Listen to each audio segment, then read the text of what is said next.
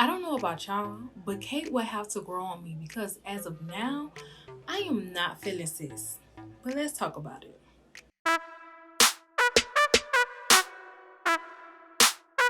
What's up, ladies, gents, queens, kings, and commentators? It's the one and only You Can't Clone Me Queen, baby. Welcome to my channel, and as always, we are recapping or reviewing a movie or series that must be talked about. And in this episode, we are recapping season 2, episode 1 of the Netflix hit show Bridgerton. And before we dive in, y'all please don't hesitate to like, comment, and subscribe to the channel. So let's get straight into it. We know Daphne and the Duke is out of the picture, or at least irrelevant this season, but Daphne made an appearance in the beginning of the episode because it was time for Eloise to present herself to the Queen. But we all know that Eloise do not like the idea of being courted and waiting for a man in a whole debutante situation.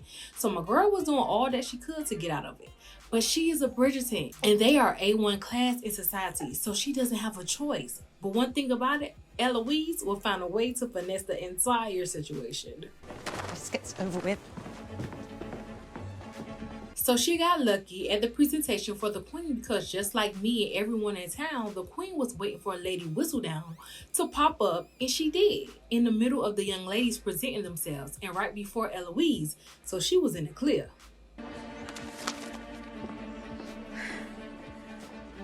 I've seen enough. What is so funny to me with this entire show is that the Queen has beef with Lady Whistledown, not knowing who she is. And in actuality, she is beefing with a child. That is so funny to me. Perhaps she realized taking on her queen was a bad idea, and she will never publish again. I do have to say that it is quite odd not having Lady Whistledown, aka Penelope, not open up the episode with her usual shadiness. But it all made sense when we got into Penelope and all the things she's been going through, from mourning her father and the family being broke because of the father's gambling and scheming. But of course, she popped back up right on time as the season began. And we even got the backstory on how she's been able to finesse everyone. What my mistress wants, she gets. And for whatever reason, that would be you at the moment. So along with Eloise, Anthony Bridgerton will be a part of this season because he has decided it is time for him to marry, even though just like Eloise, he never had any intentions on doing so. But I guess he has grown up this season and realized he needs a wife, not to love, but just to be by his side and have his kids as he worked. Basically making finding a wife a business transaction, but a very picky one. Best of luck to you, brother. You shall certainly need it this season. Now, before I keep going, let me just say Anthony and Benedict will always confuse me. They look so similar in like odd way. Granted, this season the separation is clearer because Anthony has more to offer this season than Benedict. But anyways, because Anthony is ready to be wed, saying it like that is so funny. But now that he is ready to get married, he has arranged for himself to do all these interviews with women, but none of them fits the picture perfect wife he wants, until baby, a real one catches his eye and the real drama of Bridgerton begins, honey. I appreciate your attention, sir, but I assure you I am perfectly safe. Perhaps we pretend this encounter never took place? Child, let's get into the Sharmas. So Mary Kate and Edwina Sharma are house guests of Lady Danbury. And that alone right there told me that they wasn't a part of the society like everyone else. But the question I kept asking myself is why? And who are they? And why are they making their presence known now? Granted, I'm glad they are here because we need some more color on the show. And baby, this season the cast is very diverse and they are making it very known. And I love it. Kate! There you are, dearest. I do hope I did not keep you waiting long. Let me just say, when I first saw Kate in the trailer, I thought she was the mom. She definitely have an older, mature look about herself. And even though we find out that she is 6 and 26, and that she is indeed the sister, she still comes off as a mother figure to her baby sister, Edwina, while Mary, the mother, is just there, just to be there. Even though she don't want to be there. But nothing more, nothing less. Needless to say, I was so excited for them. But honey, Kay started to get on my nerves once we see all of them together with Lady Danbury. And I do say so, considering it was I who taught my sister the cotillion, the quadrille. To be honest, I don't like how Kate was coming off shady to Lady Danbury, because baby, we don't play about that one around here. Even though I get where her energy was coming from, but I don't care. She needed to bring her energy down a bit speaking to Lady D in her home, especially when she was offering services to help y'all family be prepared for the season, with the assumption of, you all weren't ready because there wasn't a reason to think otherwise, especially since the mama wasn't saying anything. So, Kate, baby, back up. Speaking of back up, Eloise, baby, please calm down. Now, I have always liked what Eloise stood for when it came to not needing a man and needing to be courted to be a powerful woman. Get it, got it, and love it. And she never hid that part of her personality. But what I don't like is how she has flipped the script on Lady Whistledown, because she feels like even though she has a way with words in her articles, it lacks substance because it's gossip. But mind you, Eloise was the main one happy that it was a woman getting the shine she deserves, especially in something that was male dominated in those times.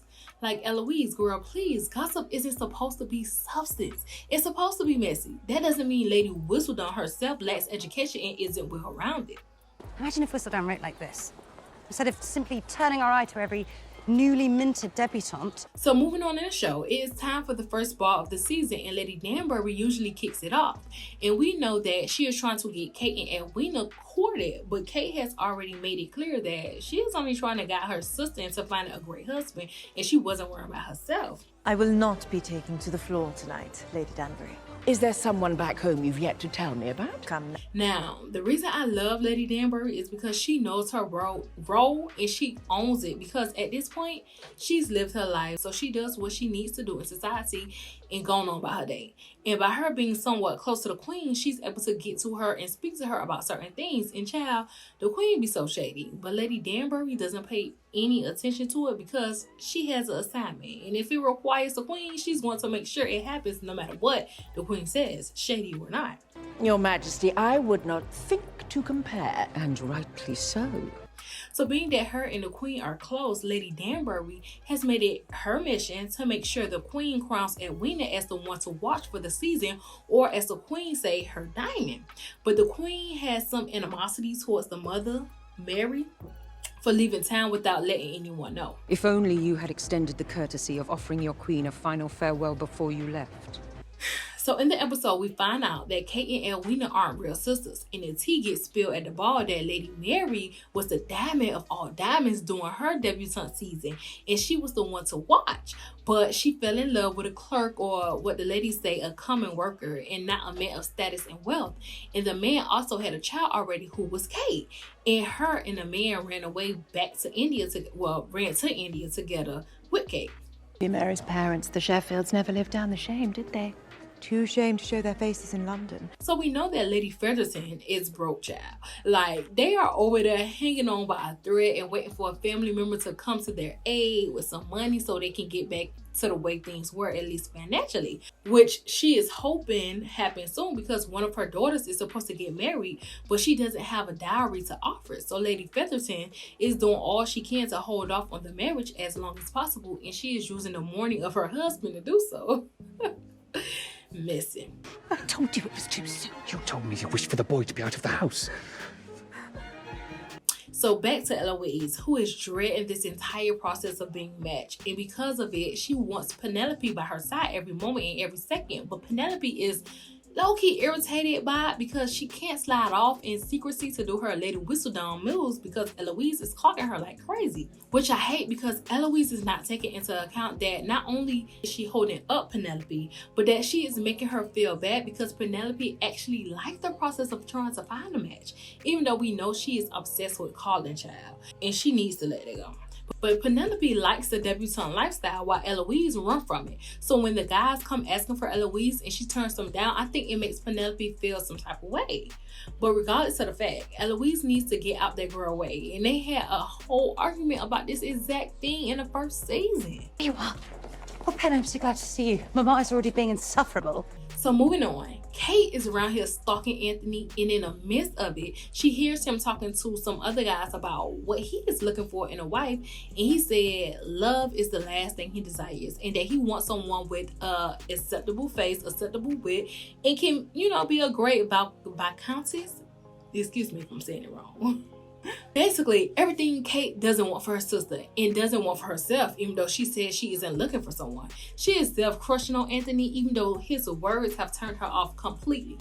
And to be honest, he is a big contradiction because most of the girls that he was interviewing in the beginning of the episode had all the qualities he was looking for, but he was not intrigued with them like he was when he met Kate, which just goes to prove that finding and wanting a wife comes with so much more than things you have written down on the list. Take issue with my requirements? I take issue with any man who views women merely as chattels and breeding stock. Moving on in the show, Penelope is minding her business in her room and her sister Prudence busts in antagonizing the girl.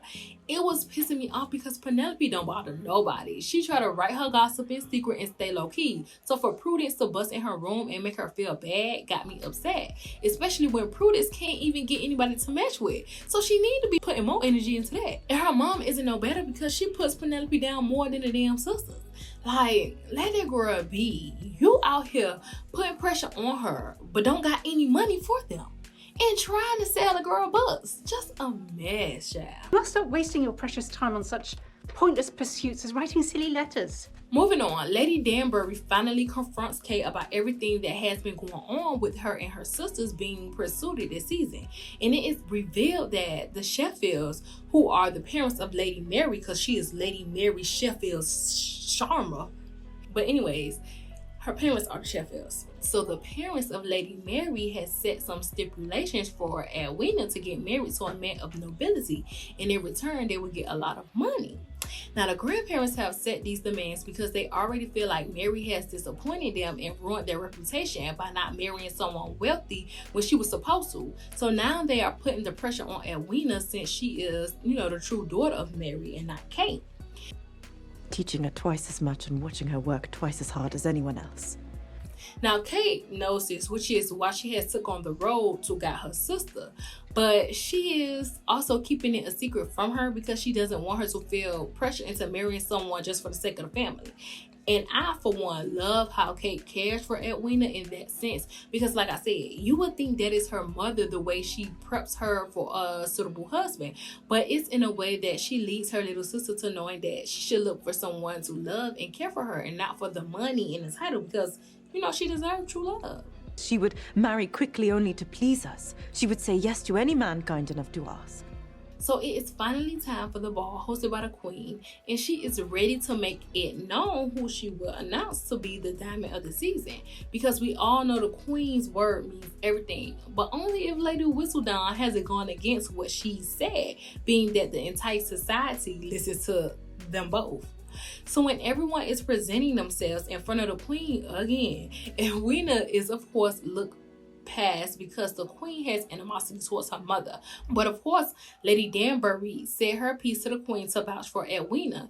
And oddly, she found Eloise to be pleasing and has shown growth because Eloise said something that many thought would be awkward, but the Queen found it amusing. Though I must admit, I'm more of an emerald person myself.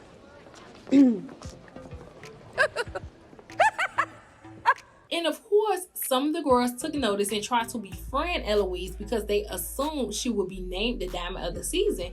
And if they are close to her, they have high chances of being pursued. But baby, Eloise is not for that. Not even a little bit, okay? And refine your circle of friends. I may have looked. I would rather die. Then eventually we get to the Queen naming her Diamond. But the way things were looking, naming Eloise seemed like the perfect choice. But the Queen decided to shake things up and name Edwina her Diamond of the season. And because of that, all the eligible bachelors came running to her side. Baby, Anthony was the one that really got her attention, and everything about her he loved because she checked off everything on his list. So he told his mother that, she was going to be the one he married. But baby, he was in for a rude awakening when he realized that he needed the approval of her sister.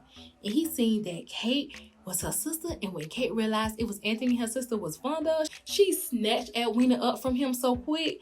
Child, those few minutes was so chaotic, but Kate wasn't wrong at all and did the right thing. But I feel like Kate and Anthony has this unspoken connection going on, even though she dislikes him. So the fact that he wants her sister it's even more odd. And I can't wait to dive into the rest of the season to break it all down. There are a few things I must make you aware of. Color, clarity, carrot. So with that being said, you already know what it is and how it goes down over here. Like this video and show your girl some love. Comment your thoughts and let's discuss what you thought of this first episode of Bridgerton, because it's so much to talk about, and where you think things are going to head. And last but certainly not least, subscribe and join the queen, baby. Bye.